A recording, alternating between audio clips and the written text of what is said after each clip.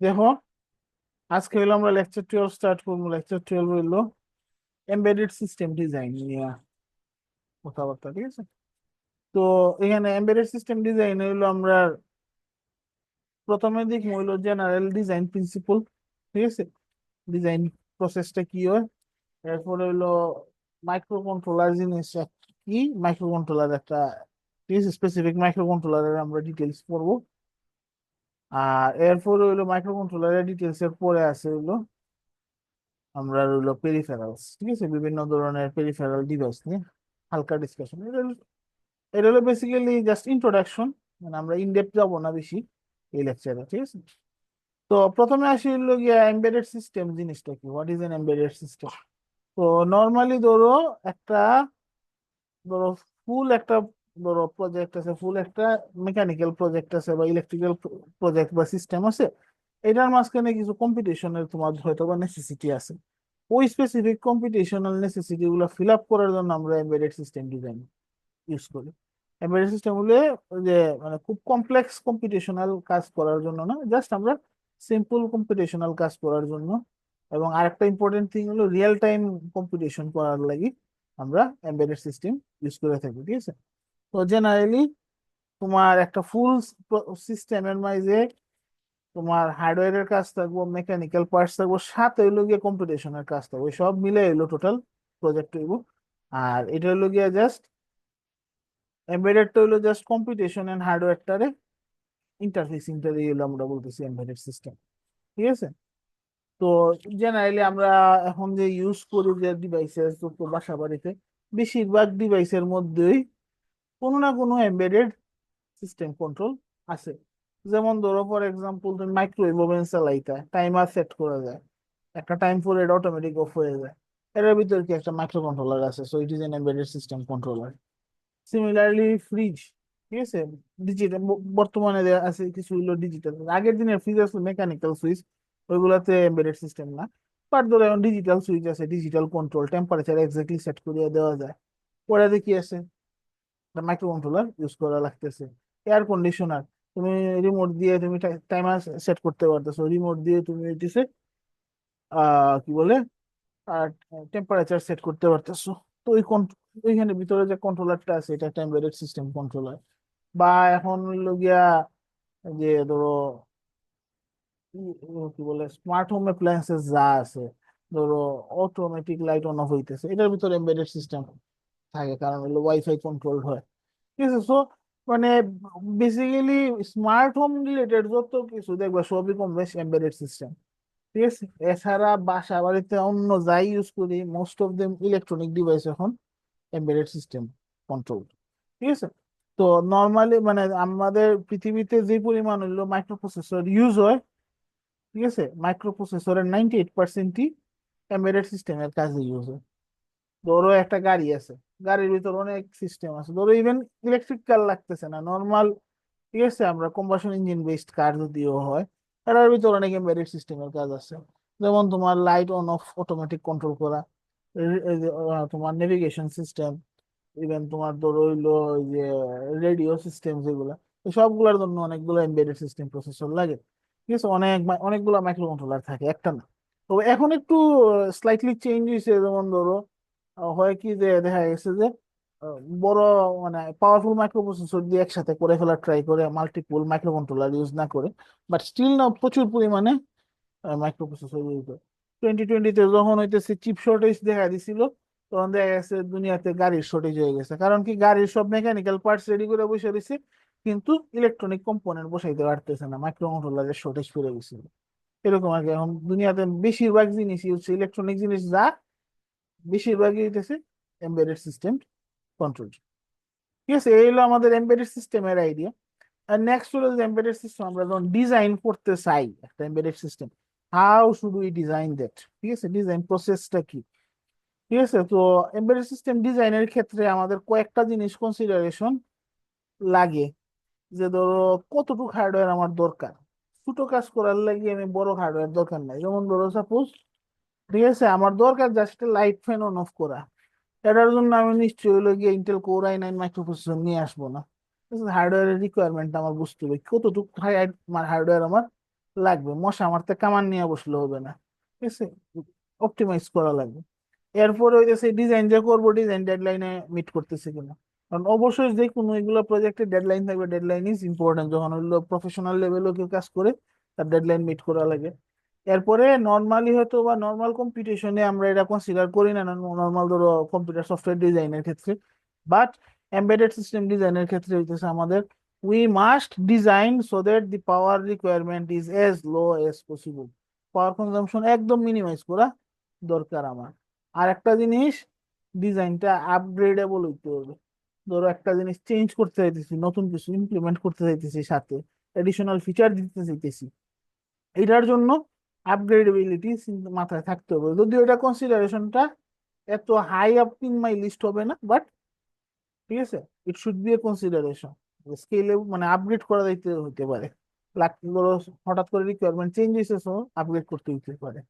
তো আপগ্রেডেবিলিটিও মাথায় রাখতে হবে। And most important of all, এত কিছু চিন্তা করলাম কিন্তু আমার প্রজেক্ট কাজ করে না, তাইলে হবে না।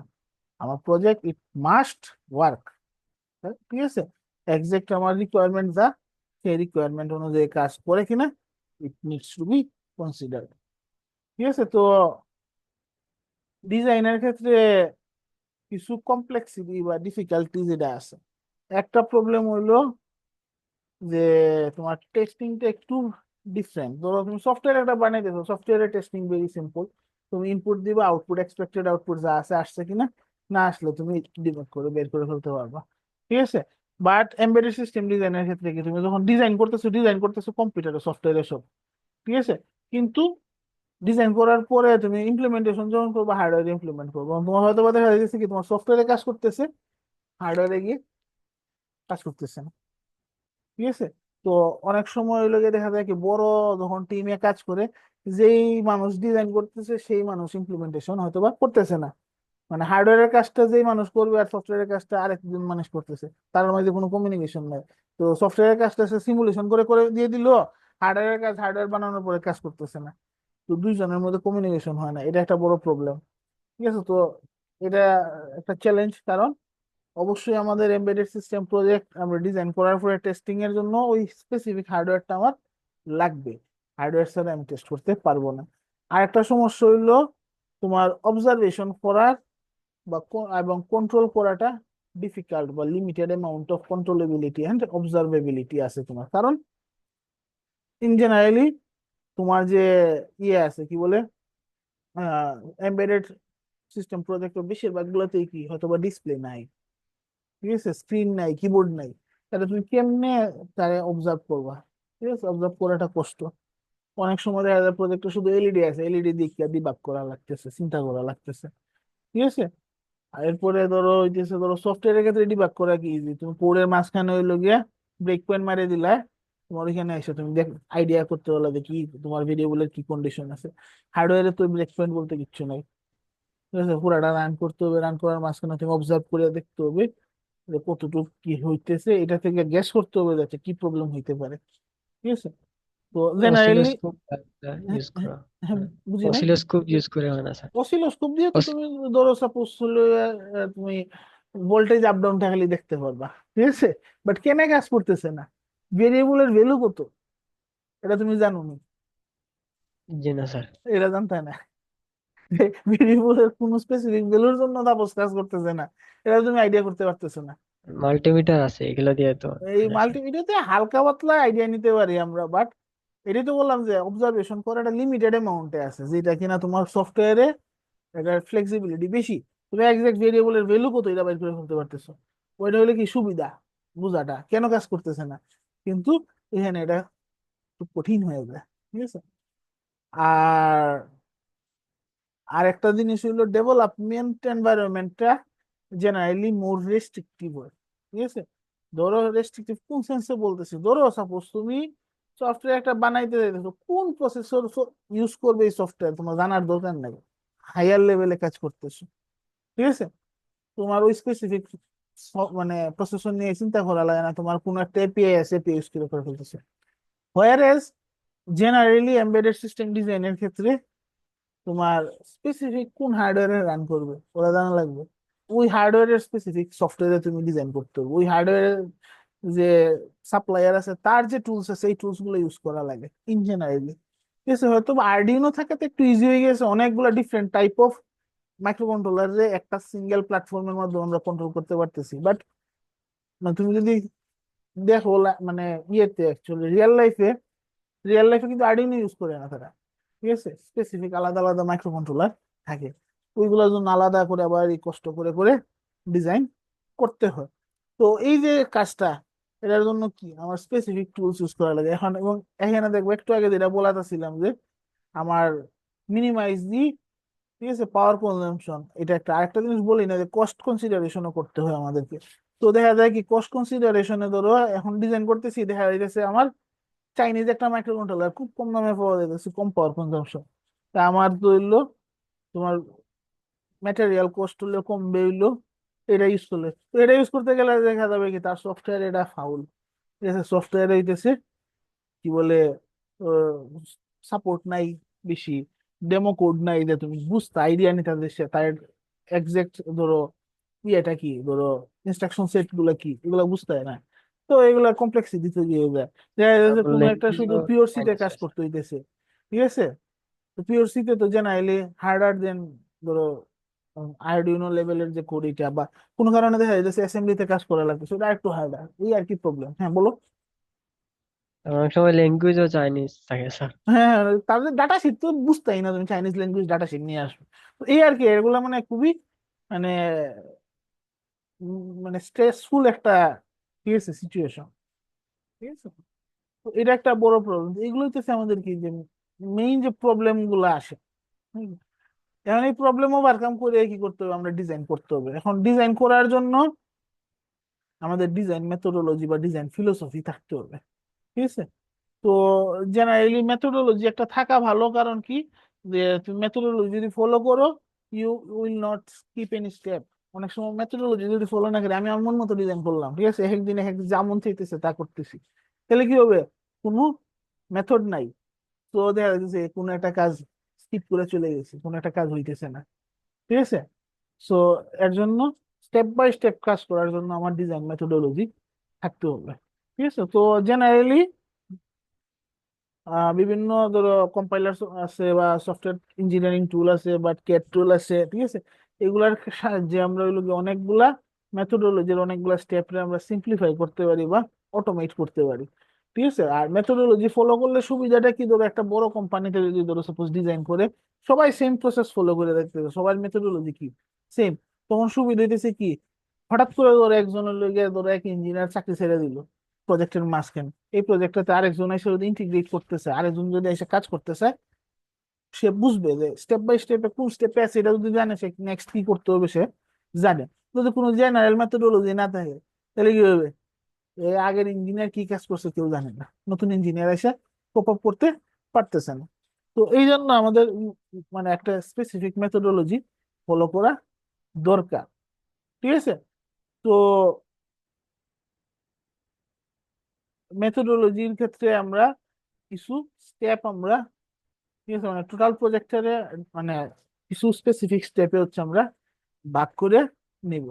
প্রথম কাজ হইতেছে রিকোয়ারমেন্ট অ্যানালাইসিস করা, নেক্সট কাজ হইতেছে স্পেসিফিকেশন তোলা, এরপরে কাজ হইতেছে আর্কিটেকচার ডিজাইন করা, জেনারেল আর্কিটেকচার, এরপরে কম্পোনেন্ট ডিজাইন করা, মানে কি এক্সাক্ট কম্পোনেন্ট ইউজ করবো ওইটা আইডেন্টিফাই করা এবং ওইটা রিলেটেড ডিজাইন করা।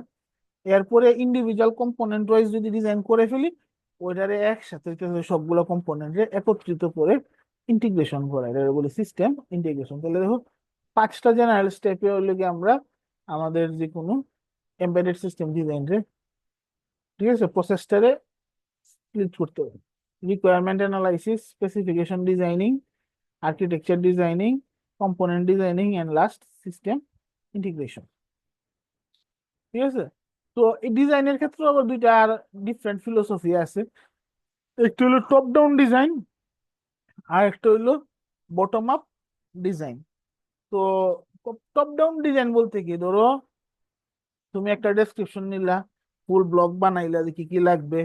ঠিক আছে, এই ব্লক গুলার জন্য মডিউল কিনে নিয়ে আসলে মডিউল ইন্টিগ্রেট করলা, পরে এরপরে লাস্ট ডিজাইন স্টেপ এগুলো যাতে মডিউলের ভিতরে কি আছে এগুলো আমি আর ডিটেইল ভাবে ডিজাইন করবো, কারণ আলাদা আলাদা মডিউল একসাথে লাগাই তুমি কাস্টমাররা দিতে পারবা না। এই ধরনের ডিজাইন প্রসেস কি বলি আমরা? Top down design. Whereas bottom up design কি, ধরো আমরা স্পেসিফিক, ধরো আমি একটা সাব, আমি চিন্তা করলাম যে একটা প্রজেক্টের তিনটা সিস্টেম আছে, সাব সিস্টেম আছে, এই তিনটা সাব সিস্টেম আলাদা আলাদা ভাবে আমরা বানাবো, ঠিক আছে?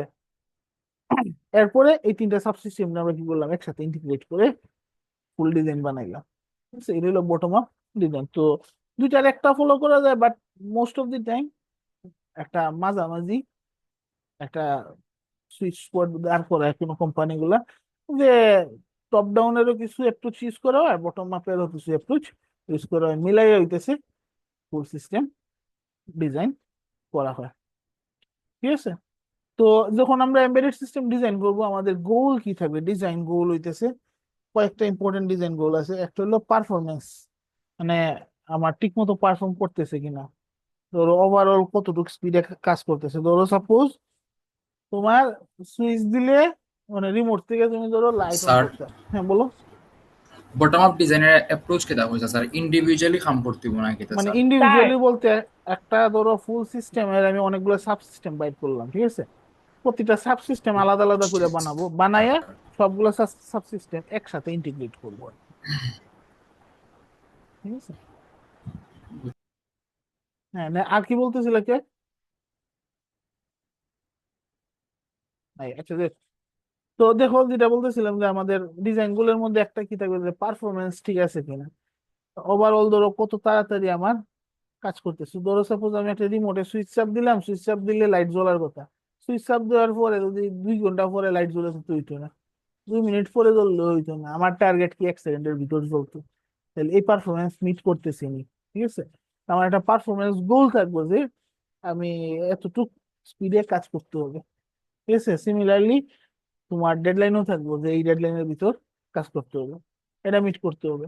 এরপরে তোমার ডিজাইন, মানে যে সিস্টেমটা বানাইতেছো, সিস্টেমের ফাংশনালিটি যা তোমার কাস্টমার চাইতেছে, ওই এক্সাক্ট ফাংশনালিটি তোমার আছে কিনা সিস্টেমে, প্লাস তার ইউজার ইন্টারফেসটা কি। ইউজার ইন্টারফেস ধরো যদি সিম্পল না হয়, কমপ্লেক্স ইউজার ইন্টারফেস বানিয়ে দিলা কেউ ইউজ করতে পারতো না, এটা একটা প্রবলেম। এরপরে তোমার ম্যানুফ্যাকচারিং কস্ট কত আসতেছে, কষ্টটা যত কমাইতে পারবো তত কি ভালো, আমার প্রফিট মার্জিন বাড়বো, বেশি দাম, বেশি দামে বিক্রি করলে বেশি লাভ, কম দামে বিক্রি করলে বেশি বিক্রি করতে পারবো। আইদার ওয়ে, কষ্ট যত কমাইতে পারবো তত লাভ। তো আবার কষ্ট কমাইতে যায় পারফরমেন্স খারাপ করা যায়, কিন্তু পারফরমেন্স আর কষ্টের মধ্যে একটা ব্যালেন্স আনতে হবে। সিমিলারলি হলো আরেকটা ডিজাইন গোল থেকে, যে পাওয়ার কনজাম্পশনটা যত মিনিমাইজ করা যায় মিনিমাইজ করবো আমরা, ঠিক আছে? এছাড়াও আরো অন্যান্য রিকোয়ারমেন্ট থাকতে পারে, যেটা কিনা তোমার হলো ক্লায়েন্ট দিবে।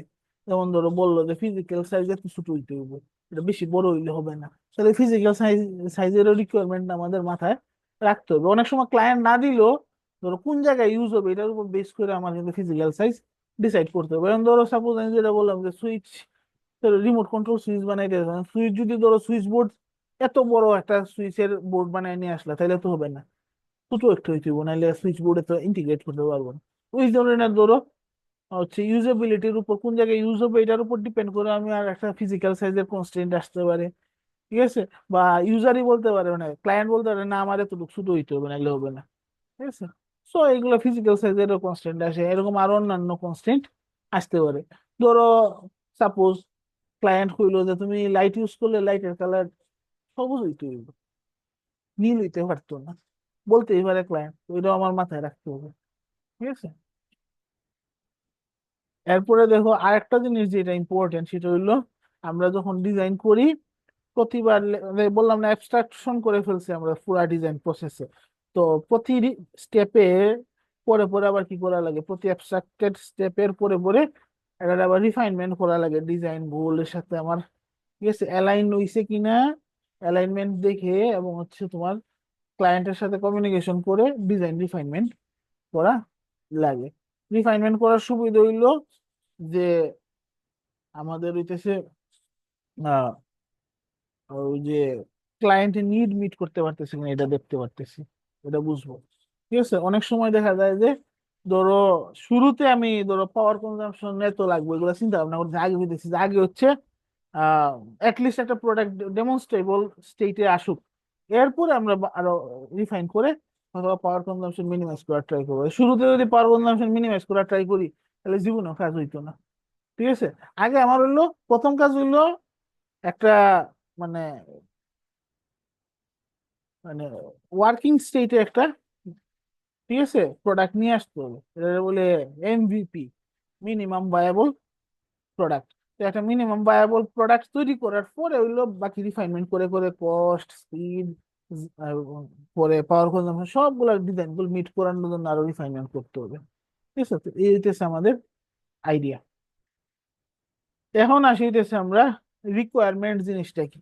রিকোয়ারমেন্ট কি, তোমার যে ক্লায়েন্ট আছে বা কাস্টমার আছে, কাস্টমার তার প্লেন ল্যাঙ্গুয়েজ একটা ডেসক্রিপশন দিবে যে প্রজেক্টের থেকে তার এক্সপেকটেশন কি, ঠিক আছে, এটা জানাবে তোমার। ঠিক আছে, এটা রিকোয়ারমেন্ট দুই অনেক ভাবে আসতে পারে। একটা হইতে পারে কি যে তোমার কাস্টমার এসে তোমার বললো যে আমার এটা দরকার। আর একটা হইতে পারে কি যে কাস্টমার তোমার এরকম না, তুমি চাইতেছো একটা প্রোডাক্ট ডেভেলপ করে কাস্টমার বাইর করবা। তো তখন কি করা লাগে, মার্কেট স্টাডি করা লাগে। মার্কেটের স্টাডিতে হচ্ছে তোমার তোমার যে মার্কেটিং এর লোক থাকে তারা যে হচ্ছে স্টাডি করে, অথবা তোমার যে ডাইরেক্ট আর এন্ড ডি যেতে যারা থাকবে তারাই হয়তো মার্কেটে যে হচ্ছে স্যাম্পল মানে অনেক ইউজারের সাথে মানে র্যান্ডম ইউজারদের সাথে কথা বলে রিকোয়ারমেন্ট দিবে যে এই ধরনের প্রোডাক্টে আপনি কি চান। ঠিক আছে, এরকম ধরো জিজ্ঞেস করলো। অনেক সময় এটা অনলাইনে হইতে পারে, ফিজিক্যালি হইতে পারে। অনেক সময় ধরো ইউজার হইতে বা দেখা যেতে পারে ইন জেনারেল ইউজার হইতে পারে। আবার কোনো কোনো সময় দেখা যাইতেছে কি যে না আমি স্পেসিফিক একটা ইন্ডাস্ট্রিতে চাইতেছি, তো ওই স্পেশালাইজেশনের যে মানুষ আছে তাদের সাথে কথা বললাম। তো ব্যাংকের জন্য আমি একটা সফটওয়্যার বানাইতে চাইতেছি বা হার্ডওয়্যার বানাইতে চাইতেছি, তাহলে আমাকে ব্যাংকের লোকেদের সাথে যাই কথা বলতে হবে।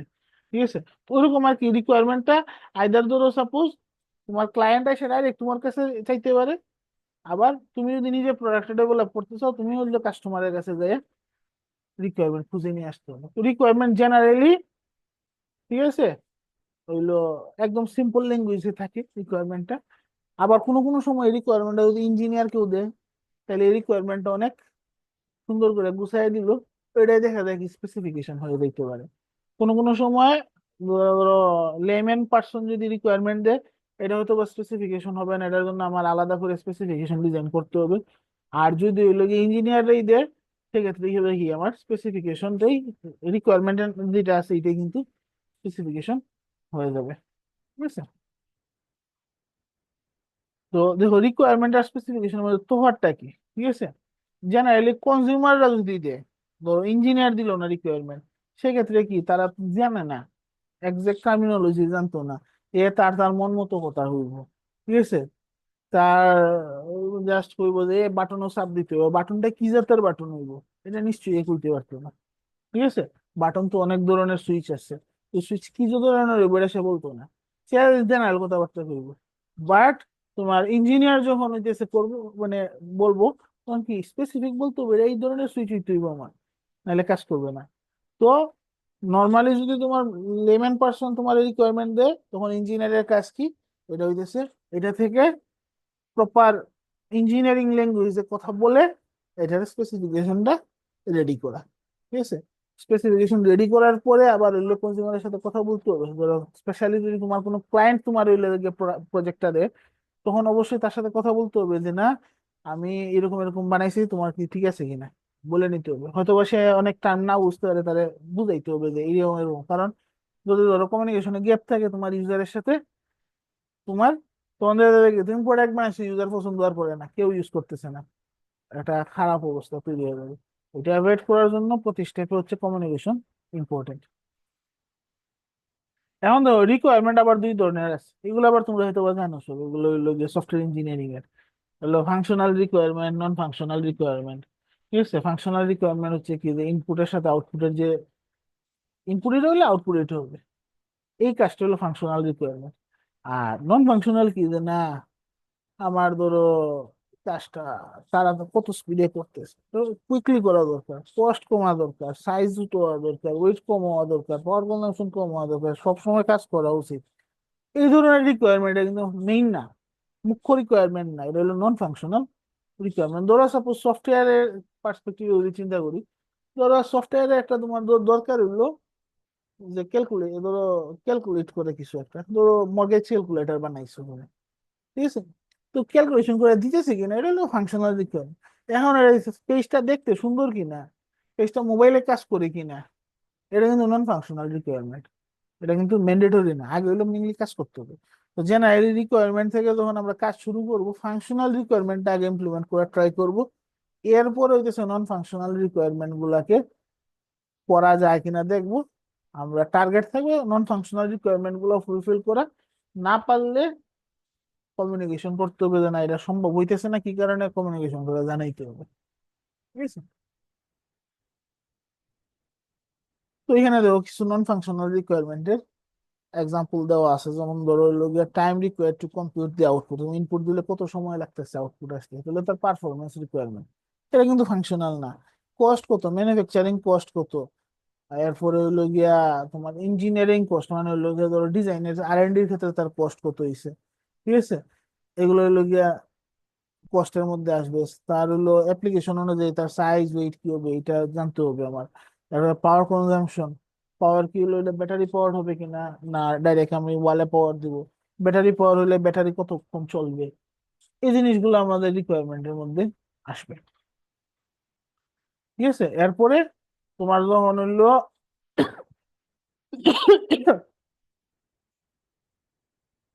এরপরে হইতেছে তোমার রিকোয়ারমেন্ট যেটা পাইলাম, এই রিকোয়ারমেন্ট থেকে হইতেছে আমার প্রোডাক্ট বানানো হলো, প্রোডাক্ট বানানোর পরে কি এটা ভ্যালিডেশন করতে হবে যে আমাদের কাজ করতেছে কিনা, ঠিক আছে, রিকোয়ারমেন্ট অনুযায়ী কাজ করতেছে কিনা, functional requirement non functional requirement সবগুলা এ হইতেছে, ঠিক আছে, কাজ করতেছে কিনা, ঠিক আছে, এগুলা জানতে হইব, ঠিক আছে।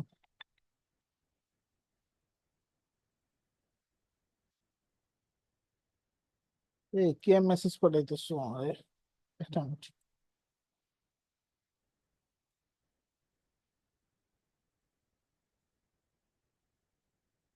আচ্ছা দেখো, এরপর নেক্সট যে জিনিসটা আছে আমার এখানে একটা রিকোয়ারমেন্ট ফর্ম, দেখো স্যাম্পল রিকোয়ারমেন্ট ফর্ম দিচ্ছে, স্যাম্পল মানে স্যাম্পলই, মানে এটা আসলে অ্যাকচুয়াল রিকোয়ারমেন্ট ফর্ম ধরো ডিফারেন্ট হইতে পারে, ডিফারেন্ট কোম্পানি হয়তো বা ডিফারেন্ট ভাবে ফলো করে, তোমরা যখন করবা হয়তো বা একটু আপ ডাউন হইতে পারে। তো জেনারেলি রিকোয়ারমেন্ট ফর্মে কি কি থাকে, প্রজেক্টের নাম কি, এটা প্রজেক্টের পারপাস কি, কাজ কি, কাজ করাইতে যাচ্ছি প্রজেক্ট দিয়ে, এটা কি ইনপুট থাকবে কি আউটপুট থাকবে এইগুলা, তার কি কাজ হবে, ঠিক আছে, ফাংশন কি, তার পারফরমেন্স গোল কি, ঠিক আছে, তার ম্যানুফ্যাকচারিং কস্ট কিরকম হইতে হবে, তার পাওয়ার কনজাম্পশন কিরকম হইতে হবে, ফিজিক্যাল সাইজ কি, ওয়েট কি হইতে হবে, আরো অনেক থাকতে পারে, ধরো হয়তো বা এক এক কোম্পানি এক এক সিস্টেমে রিকোয়ারমেন্ট ফর্ম দিতে পারে, অথবা দেখা যাচ্ছে রিকোয়ারমেন্ট ফর্মে ক্লায়েন্ট স্পেসিফিক একটা রিকোয়ারমেন্ট দিচ্ছে, এটা হাতে লিখতে হইতে পারে, এরকম আর কি কন্ডিশন, ঠিক আছে। তো এই যে দেখো নিচে যেটা লিখে রাখছে যে requirement form needs to be flexible, তার মানে কি ডিফারেন্ট প্রজেক্টে ডিফারেন্ট হইতে পারে রিকোয়ারমেন্ট ফর্ম, কোনো বিষয় না।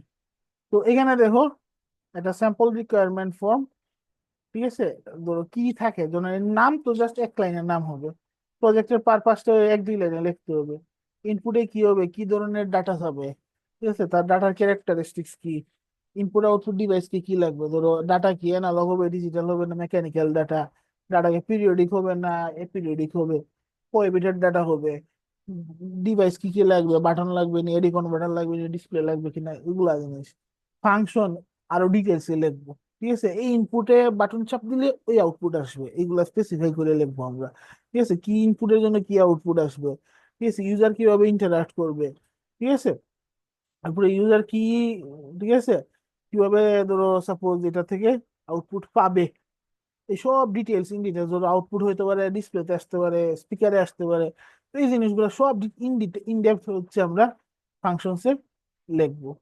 এরপরে পারফরমেন্সে থাকবে কি যে এক্স্যাক্টলি কত তাড়াতাড়ি কাজ করবে, ধরো ভয়েস ইনপুট দিয়ে যদি কাজ করে তো ভয়েসের সাথে সাথে পাইতে হবে, ভয়েস আমি ডাক দিলাম 10 মিনিট লাগলো কনফিগার মানে চেক করে এলে তোমার জানাইতে, তাহলে তো হবে না, এই জিনিসগুলো মাথায় রাখতে হবে।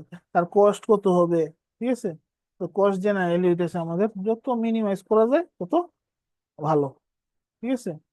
এবার পাওয়ার সাইজ ওয়েট এগুলা জানতে হবে।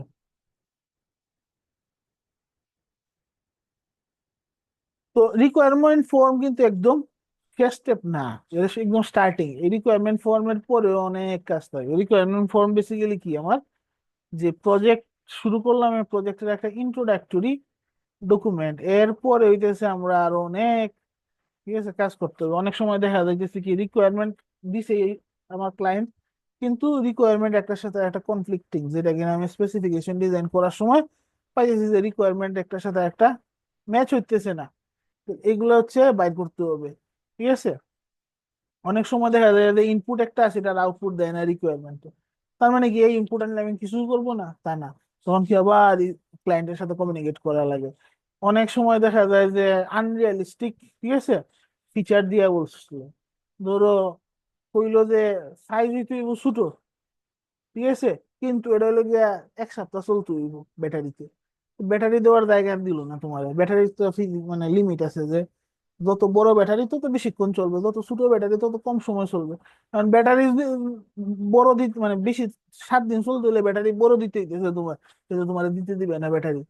তাইলে তো এটা একটা প্রবলেম, একটা আনরিয়ালিস্টিক এক্সপেকটেশন নিয়ে, ঠিক আছে, ক্লায়েন্ট তোমার হয়তো বলছে। এগুলা কিন্তু ক্লায়েন্টের সাথে আবার কমিউনিকেট করতে হবে। হয়তো রিকোয়ারমেন্ট যে আনবে সে ইঞ্জিনিয়ার না, সে মার্কেটিং এর লোক। ইঞ্জিনিয়ার যখন স্পেসিফিকেশন বানাইতে যাবে তখন এগুলা চোখে পড়বে, সে তখন আইদার নিজে ক্লায়েন্টের সাথে কথা বলবো, অথবা আবার মার্কেটিং এর লোককে বুঝাবে যে না এটা দিতে পারতাম না আমি, কেন দিতে পারতাম না এটা বলে দিবে। মার্কেটিং এর লোক যে দিতে ক্লায়েন্টের সাথে আবার কথা বলবে, ঠিক আছে। নেক্সট দেখো হইলো স্পেসিফিকেশন। তুমি যখন হলো রিকোয়ারমেন্ট পাইলা, ইঞ্জিনিয়ার হইতেছে, সে হচ্ছে কি ফুল স্পেসিফিকেশন বানাবে যে আমার এই এই কাজ থাকবে, এই ঠিক আছে, এই ইনপুটের জন্য এই আউটপুট আসবে। এই যে স্পেসিফিকেশন বানাইলো, এই স্পেসিফিকেশনটা কি হইতেছে, তোমার যে রিকোয়ারমেন্টেরই একদম ইনডেপথ ডেসক্রিপশন কিন্তু আছে, ঠিক আছে। ঠিক আছে, তো এখন এই জিনিসটা হইতেছে কি আমার মানে এজ এন ইঞ্জিনিয়ার আমার সাথে আমার ক্লায়েন্টের একটা কন্ট্রাক্ট, কিন্তু যে আমি বলে দিয়েছি যে আমি এই স্পেসিফিকেশন অনুযায়ী ডিজাইনটা প্রোডাক্টটা বানাবো। এখন যদি দেখা যায় প্রোডাক্ট এইভাবে হইছে না, কাজ করতেছে না, তাহলে কিন্তু কাস্টমার আমারে গালি দিতে পারে, কাস্টমার আমার বিরুদ্ধে কেস করতে পারে যে না তুমি তোমার কাজ ঠিক মতো করে দাও না আমারে, ঠিক আছে।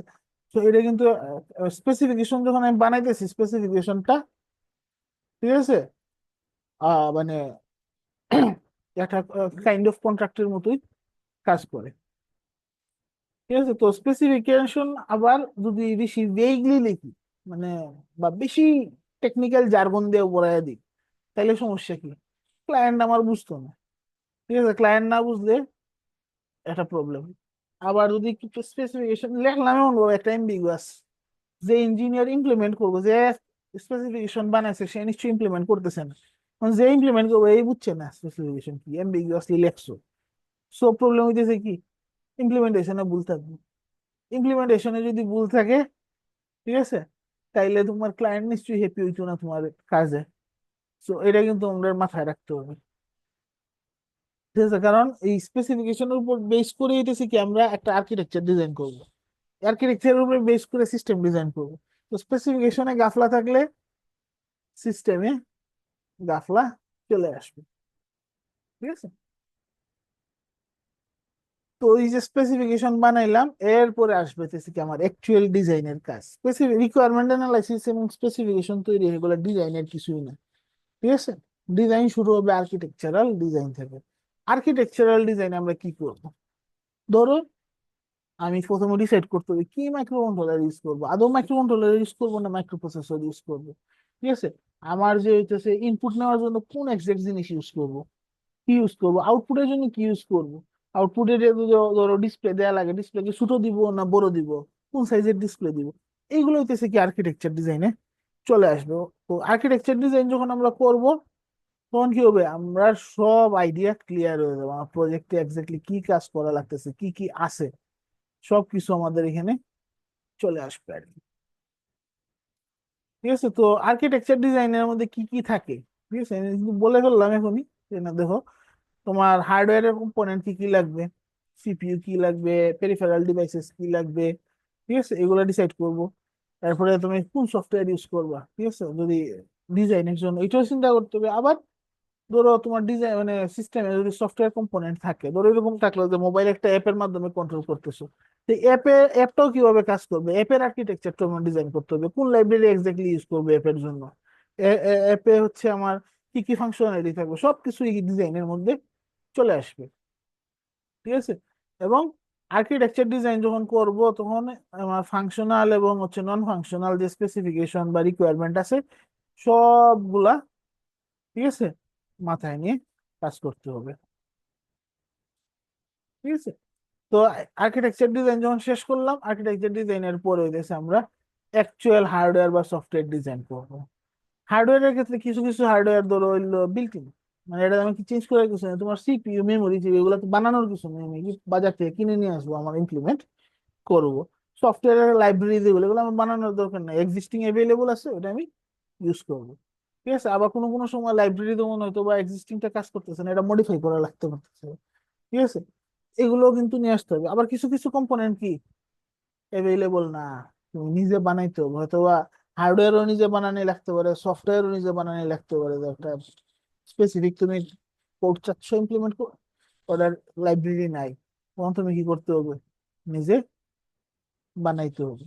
তো এই ক্ষেত্রে দেখো দুইটা ইম্পর্টেন্ট জিনিস, যেটা হলো গিয়া কিছু জিনিস রেডিমেড অ্যাভেলেবল আছে, কিছু জিনিস আমি বানাইতে হবে, কিছু হয়তো বা অ্যাভেলেবলটারে মডিফাই করা লাগবে। তার মানে কি, রেডিমেড অ্যাভেলেবল কি আছে বাজারে, এক্সিস্টিং প্রোডাক্টস কি আছে, এক্সিস্টিং কোনটা তুমি ইউজেবল স্টেটে আছে, এগুলো কিন্তু আইডেন্টিফাই করা লাগবে। কোন হার্ডওয়্যার কম্পোনেন্ট কোন সফটওয়্যার কম্পোনেন্ট হইতেছে আমার মানে বাজার থেকে নিয়ে এসে ইউজ করতে পারবো, ওইগুলো কিন্তু আমার জানা লাগবে। হার্ডওয়্যারের ক্ষেত্রে কি বিভিন্ন আরডিনো বোর্ড অ্যাভেলেবল আছে, বিভিন্ন মডিউল অ্যাভেলেবল থাকে পেরিফেরাল কমিউনিকেশনের জন্য। তো এগুলো আমি এক্সিস্টিং কি আছে না জানলে তো আমি আমার ম্যানুয়ালি যদি বানানো যাই সবকিছু, টাইমের ভিতরে হবে না, আরেকজন কম টাইমের ভিতরে বানায় দিয়ে দিবে। তো এটাও কিন্তু আমাদের মাথায় রাখতে হবে। আবার হার্ডওয়্যার বোর্ড টোর্ড ছাড়া সফটওয়্যারের ক্ষেত্রে যেমন operating system, run time environment, এগুলো কিন্তু বিল্ট ইন থাকে। ঠিক আছে, এরপরে ধরো সাপোজ মিডলওয়্যার সফটওয়্যার যেগুলো আছে কমিউনিকেশনের জন্য, বা ধরো ওই যে হার্ডওয়্যার লাইব্রেরি যেগুলা, ওইগুলা, ঠিক আছে, অ্যাভেলেবল আছে, তো ওইগুলো আমি ওইগুলো ইউজ করতে হবে। ঠিক আছে,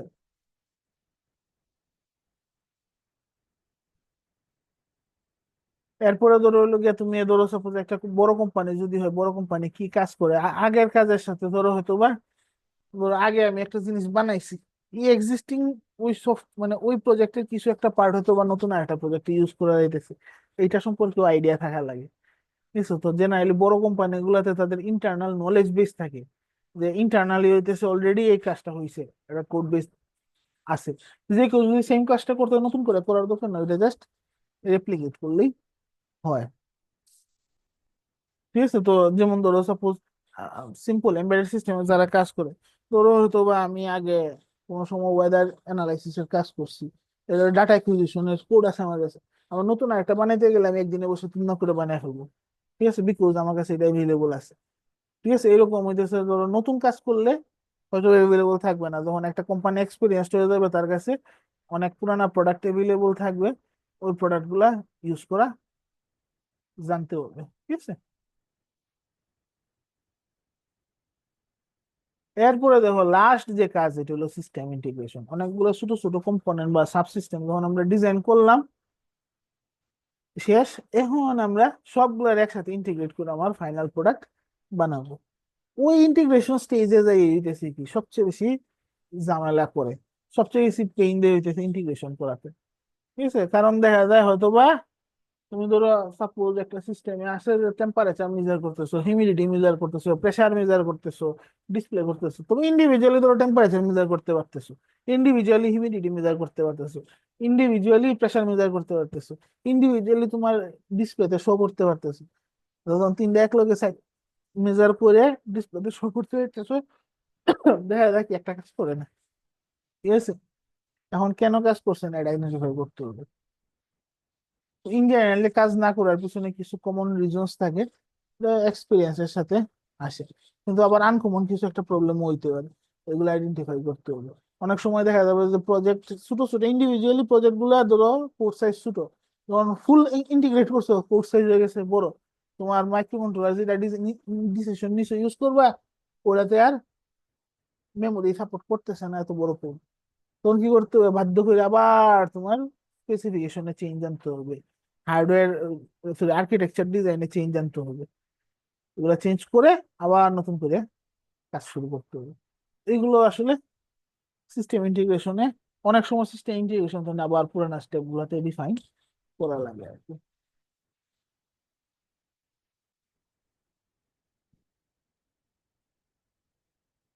এরপরে দেখো সিস্টেম যখন আমরা মডেলিং করা লাগে, মানে একটা মডেল প্রথমে আর্কিটেকচার, হার্ডওয়্যার আর্কিটেকচার ডিজাইনে বা সফটওয়্যার আর্কিটেকচার ডিজাইনে করা লাগতে পারে।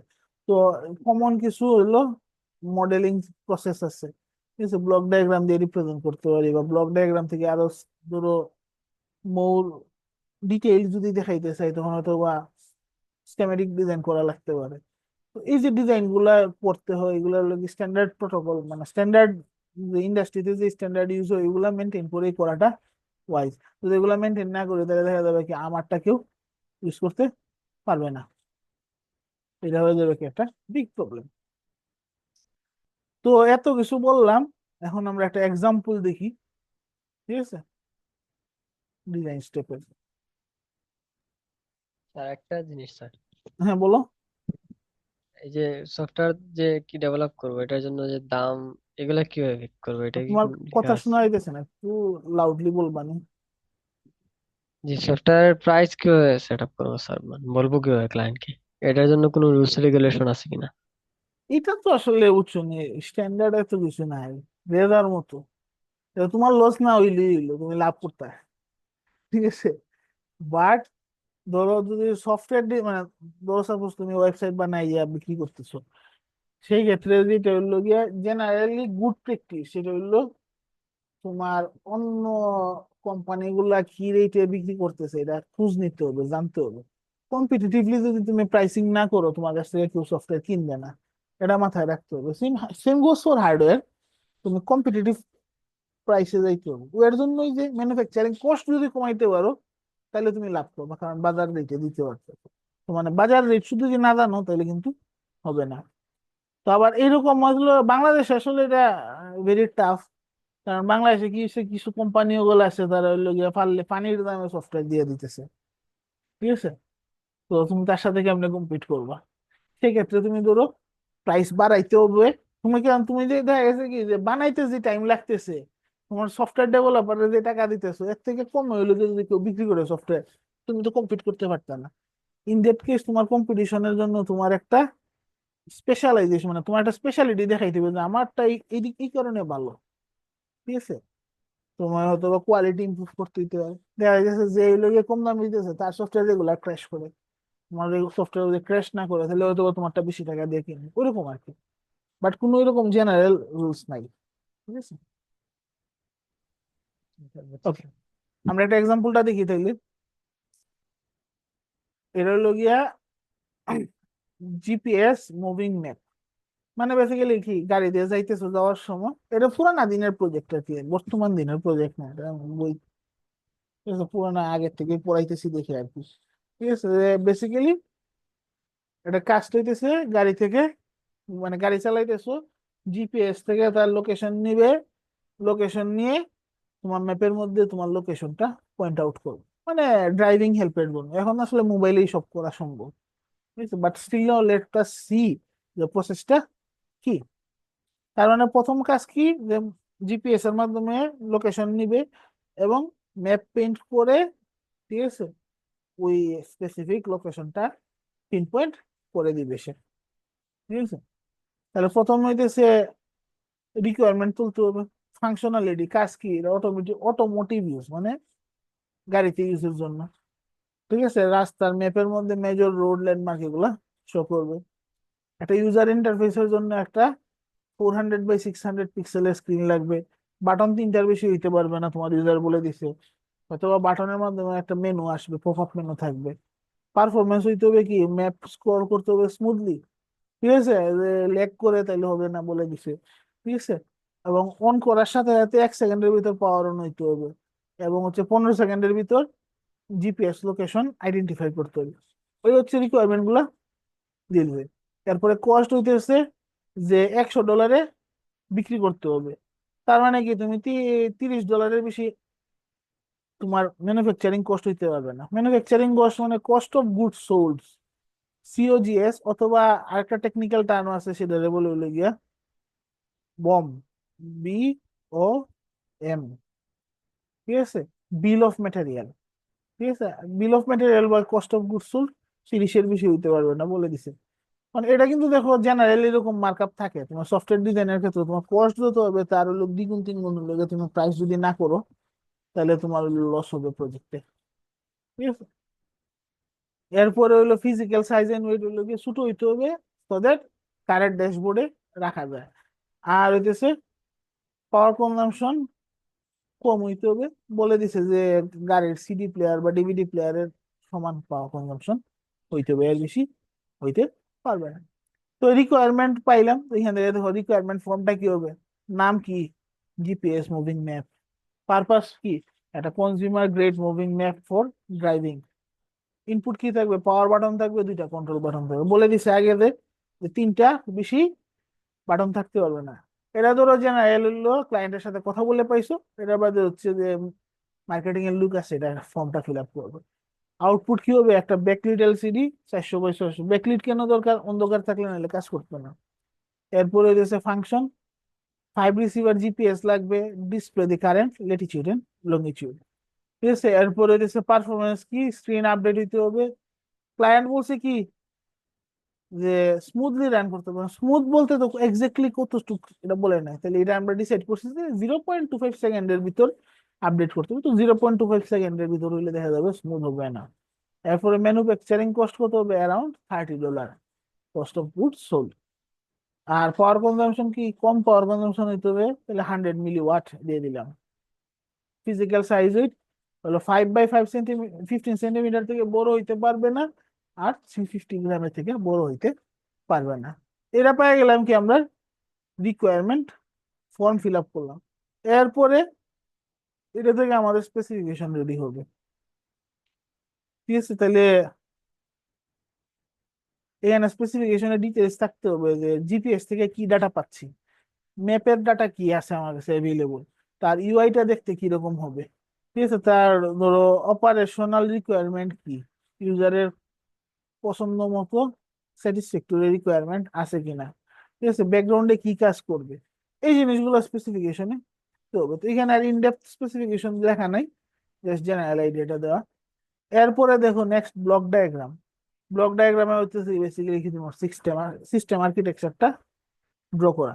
এখানে দেখো জিপিএস রিসিভার, একটা অ্যান্টেনা দেওয়া আছে, অ্যান্টেনার মাধ্যমে জিপিএস রিসিভারে রিসিভ করবে ল্যাটিটিউড লঙ্গিটিউড, রিসিভ করার পরে সার্চ ইঞ্জিনের মাধ্যমে তার ডাটাবেস সার্চ করবে যে কোন ল্যাটিটিউড লঙ্গিটিউড আছে, এটার হলো ম্যাপ ডাটাটা নিয়ে আসবে। ম্যাপ ডাটা নিয়ে আসার পরে এটা হচ্ছে তার একটা সফটওয়্যার রেন্ডার ইউজ করে ম্যাপটা রেন্ডার করবে, রেন্ডার করে তার উপর ইউআইও রেন্ডার করে ডিসপ্লেতে শো করবে। এটা হলো জেনারেল, এখানে কিন্তু বেসিক স্পেসিফিক কোনো কিছু নাই, কোন সফট মানে কোন জিপিএস রিসিভার ইউজ করতেছি, ডাটাবেসটা কোনটা, ডিসপ্লে কি, এগুলো কিচ্ছু না, জাস্ট জেনারেল ব্লক ডায়াগ্রাম দিয়ে আমরা আর্কিটেকচার ডিজাইন করছি। এরপরে তোমার হার্ডওয়্যারের ভিতরে কি থাকবে, এক্সাক্ট ডিসপ্লে থাকবে, সিপিইউ থাকবে, একটা জিপিএস রিসিভার থাকবে, কি বলে ইনপুট আউটপুটের জন্য একটা প্যানেল থাকবে, তার মেমোরি থাকবে, আবার হচ্ছে ডিসপ্লে তোমার ফ্রেম বাফার থাকবে, ফ্রেম জাস্ট নেক্সট ফ্রেমটা বাফারে রাখার লাগে। তো এই আসলে আমার হার্ডওয়্যার আর্কিটেকচার। আর এখানে দেখো যেহেতু সফটওয়্যারের কাজ অনেক, কারণ হইতেছে কি এখানে দেখো ডাটাবেস সার্চ করে রেন্ডার করে এগুলো সব সফটওয়্যারের মাধ্যমে হবে, এই কারণে সফটওয়্যার আর্কিটেকচার থাকবে এখানে। আবার অনেক প্রজেক্টে দেখা যাইতে পারে কি সফটওয়্যার আর্কিটেকচার নাও লাগতে পারে, বেসিক সিম্পল প্রজেক্ট তোমার সফটওয়্যার আর্কিটেকচার লাগবে না। তো সফটওয়্যারে বেসিক্যালি কি, তোমার ল্যাটিটিউড লঙ্গিটিউড পাবা, এটা থেকে ডাটাবেস সার্চ দিবা, ইউজার ইন্টারফেস কি লাগবে, কতক্ষণ পরে পরে এটা মানে রান করবে, আবার এটা থাকবে, ডাটাবেস সার্চ দিয়ে এটা রেন্ডারিং করে এক্সাক্ট পিক্সেল গুলা কি হবে, পিক্সেল গুলো আইডেন্টিফাই করার পরে এরপরে কি ডিসপ্লেতে পাঠিয়ে দিবে, ওটা আবার হার্ডওয়্যারের কাজ, ঠিক আছে। তাহলে এই অংশটা সফটওয়্যার আর্কিটেকচার এখানে কাজ করতে হবে, ঠিক আছে। এই আর কি আইডিয়া। তো এখানে আর এত ডেপথে যাওয়া হয় না, আমি পরবর্তীতে আর একটা এক্সাম্পল দিব, সেখানে কাছে ধরো এক্স্যাক্টলি স্কেমেটিক কি হবে, স্কেমেটিক গুলো নিয়ে ডিসকাশন করবো। তো ওইগুলোর আগে হইতেছে আমাদের হইতেছে কি বলে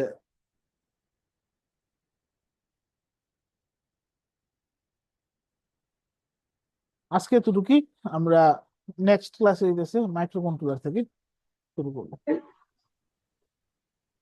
স্যার